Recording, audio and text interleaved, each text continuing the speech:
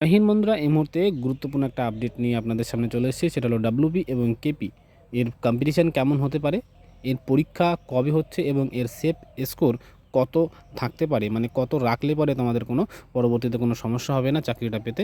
তো আজকে সেই বিষয়ে আলোচনা করব। তো ভিডিওটা সম্পূর্ণ দেখবেন এবং চ্যানেলে নতুন হলে চ্যানেলটা সাবস্ক্রাইব করবেন। তো বন্ধুরা, তোমরা জানো যে ডাব্লিউবি এবং কেপিতে ফর্ম ফিল আপ হয়ে গেছে সবার, এবং সামনে ইলেকশনও চলছে। এই মুহূর্তে পরীক্ষা কবে হবে সেটার একটা এক্সপেক্টেড ডেট তোমাদের কাছে আজকে ভিডিওর মাধ্যমে বলবো।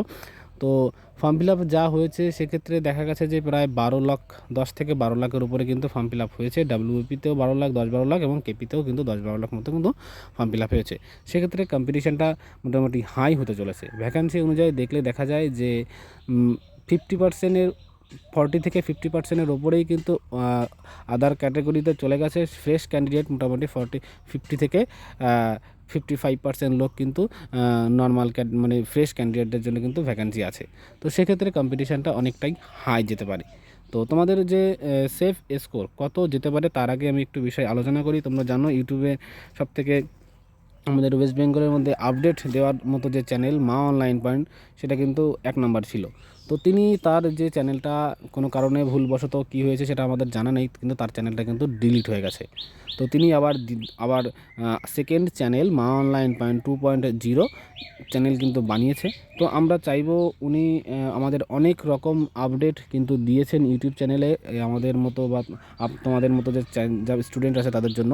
শুধু আপডেটও নয়, তার সঙ্গে সঙ্গে অনেক ফ্রি ক্লাসেসও তিনি দিয়েছেন। সেটি শুধুমাত্র তিনি আপডেট নয়, একজন টিচারও। তো তার জন্য আমরা বলবো যে তার চ্যানেলটাকে তোমরা সবাই সাপোর্ট করো। আমি ডেসক্রিপশন বক্সে লিঙ্ক দিয়ে দেবো, সেখান থেকে গিয়ে সরাসরি গিয়ে সাবস্ক্রাইব করতে পারো। এছাড়া তোমরা সরাসরি ইউটিউব চ্যানেলে গিয়ে মা অনলাইন পয়েন্ট লিখলেই দেখবো এই চ্যানেলটা সবার আগে চলে আসবে। তো যাই হোক, তো আমাদের পরবর্তী বিষয় যে তোমাদের সেফ স্কোর কত হতে পারে। তো বন্ধুরা, তোমাদের সেফ স্কোর মোটামুটি ডাব্লিউপি যেহেতু একটা পরীক্ষা, সেক্ষেত্রে তোমাদের সেফ স্কোর 60+ কিন্তু ধরে নেবে, এবং ইন্টারভিউ যদি হয় তাহলে সেক্ষেত্রে ইন্টারভিউ ধরে যদি, তাহলে মোটামুটি 65 তোমাদের মোটামুটি 68 থেকে 70 কিন্তু তোমাদের টার্গেট রাখতে হবে, ঠিক আছে, ইন্টারভিউ ধরে। তো যাই হোক, এটা হলো তোমাদের ডাব্লিউপি।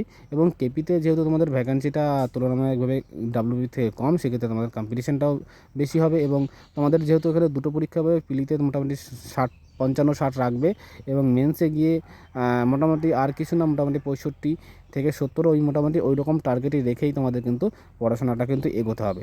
আর রইল তোমাদের পরীক্ষার যে ডেট, তোমাদের পরীক্ষা কিন্তু এখনও পর্যন্ত কোনো রকম কোনো আপডেট কিন্তু পাওয়া যায়নি। তবে একটা এক্সপেক্টেড ডেট তোমাদেরকে আমি আজকে বলে দিচ্ছি, ডেট না, এক্সপেক্টেড মান্থ, কারণ এখনও পর্যন্ত পরীক্ষার তারিখও কিন্তু কোনো কিছু মানে নির্ধারিত হয়নি। তো তোমরা মোটামুটি সেপ্টেম্বর মাস ধরে চলো, এর টার্গেট নিয়ে চলো। হাতে মাত্র তোমাদের 3 মাস আছে। তো এই 3 মাসের মধ্যে একটা ভালো মতো একটা বেস তৈরি করে ফেলো, জাস্ট যাতে করে তোমাদের কোনো সমস্যা না হয়, ঠিক আছে। পড়াশোনাটা ফাঁকি দিও না। আর আশা করব এবার সিলেকশান তোমাদের সবার হয়ে যাবে। আর কতটা ইম্পর্টেন্ট লাগলো সেটা একটা কমেন্টসের মধ্যে জানাবে। আর মা অনলাইন চ্যানেলকে আপনারা গিয়ে সাপোর্ট করুন। আর সবাই ভালো থাকবেন, সুস্থ থাকবেন। জয় হিন্দ, জয় ভারত।